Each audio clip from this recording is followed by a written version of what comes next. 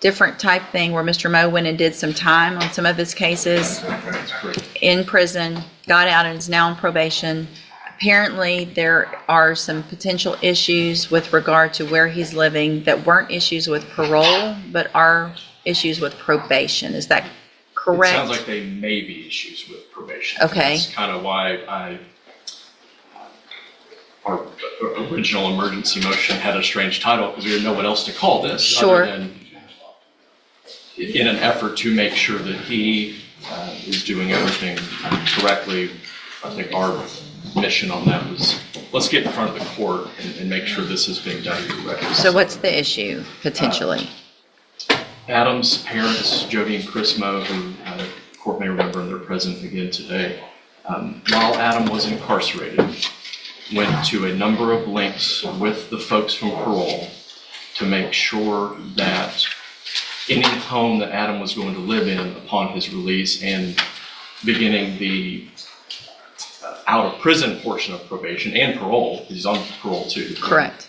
That their home where he was going to live was in compliance. Right. Parole's approved it. Parole has approved it. So where are we? If the court doesn't mind, I can go say the address. No, I don't need that. I just need to know what the issue is with probation. The issue is we are at 574 feet from a church that has a playground attached to it. And I don't want to speak for probation at all, but condition, I think it's 33, it isn't vague, but it's neither inclusive nor exhaustive. So I don't know exactly what the conversation was that probation had with Adam the day that he reported immediately upon his release from prison a couple weeks ago. And I don't believe that the conversation was, hey, you can't live there. It was, this is kind of an issue. So our position is a lot of effort was made. So what's the issue? Excuse me. So his condition number 33 says that he's not to be within 1,000 feet of places where children commonly gather. Right. So it's not limited to that list. And so I believe it's the 574 feet from the church with the playground attached is the issue. Okay. I'm looking at the order now.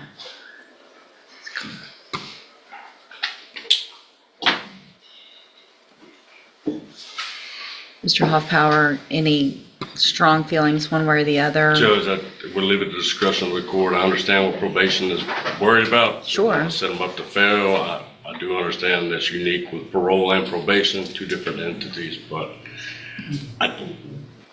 Well, and the I don't want to offenses violate it. were possession of child pornography. correct. There weren't any allegations of There were 10, assaults or anything like Correct. that? Okay. just 10 charges of possession. And 5, we put 5, got penitentiary and 5 with probation. Right. Is there a GPS at this point?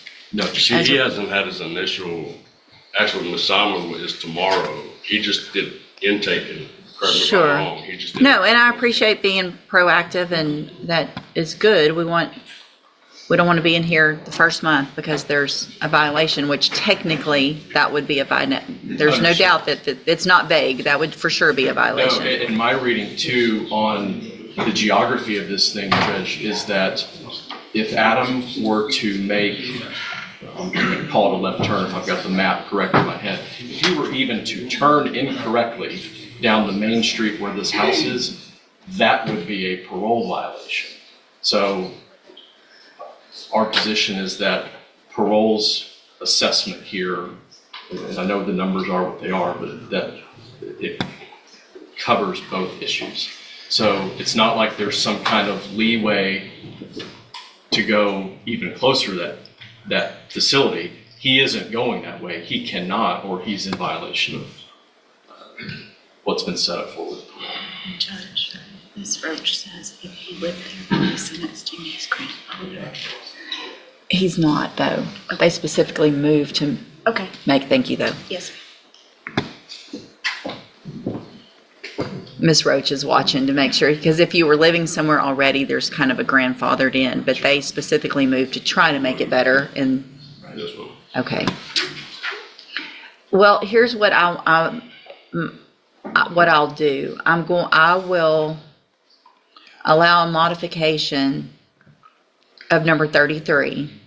But I want it to somehow, some type of addendum or attachment that's very specific, because this isn't going to be a exception for all, only for this specific. So I will need probably the address of that church, so that in the orders, it says that you can be within 574 feet of that specific place. 33 stays the same for everywhere else. So it can be 33 can read like it does, and then you can add with the exception of that one place. Also, at least for, I would say, 6 months or so, or depending on how probation feels once he gets going, and if he's following all the rules and treatment and things like that with the LSOTP and all of that stuff, then I want a GPS monitoring device on at least for a minimum of 6 months to make sure that the rules are being followed, that he's going the right way, and there's not any issues. And that way, once we're all more comfortable with how things are going now that he's out of prison, then I'm okay with getting rid of that once you're okay with that, if he's following through with treatment and everything like that. Make sense? Okay? Just one question. I think there's not a school issue. It's not the school issue, it's just the church. The church. Yeah, the church with the, so I want that, that's the only exception, and the exception is the 574. So like you said, turn the other way, don't get any closer than what you're saying. That way there won't be an issue with it being any closer than what you're saying at any times that it would show up on that GPS. Make sense? Okay? Yes. All right, thanks. Y'all are free to go. No, ma'am. Mr. Burbank, Renisha Chason.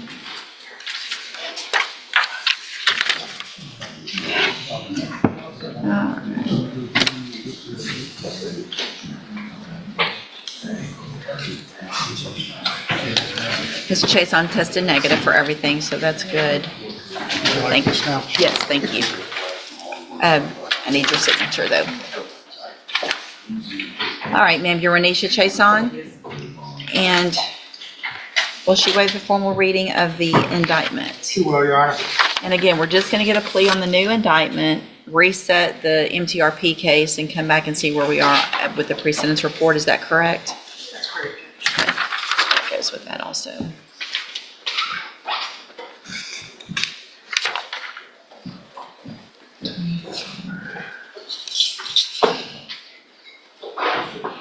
Judge, just to refresh the course of recollection, the co-defendant in this case, who is the, in my opinion, much more culpable defendant, has already pled to TDC time.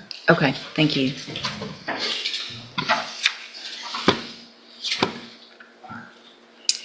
Ms. Chason, in cause number 24, DCCR 2351, you're charged with the second-degree felony offense of injury to a child, and that's from July 19th of 2024.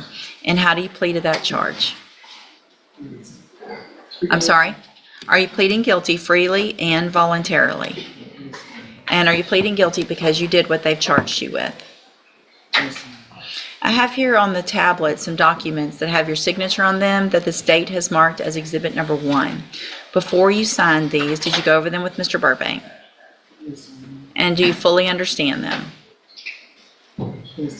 And do you understand, if I follow the agreement that you made with the district attorney, that you'll be waiving or giving up any right to appeal? So if I follow the agreement, you can't change your mind later. Do you understand? And it looks like the agreement that you've made is for a 5-year deferred adjudicated probation. There would be a $500 fine, and you would be required to follow all of the rules and conditions of probation. Is that your understanding?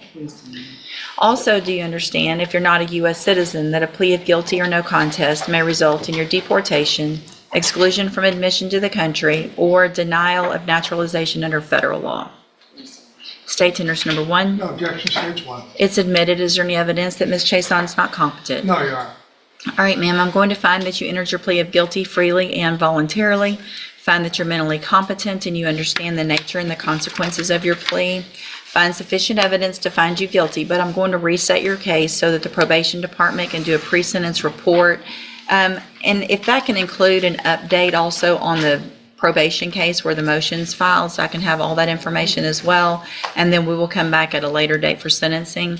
You need to stop and talk to probation on your way out of the courtroom today. And she's sitting at that desk right over there. All right, we'll see y'all back at sentencing. Would the court consider allowing her to remove the drug patch? It's costing some money that she doesn't have. Not until sentencing. We're going to keep it on until sentencing. Make sure you keep it on and keep it updated. And then if everything goes well, it's about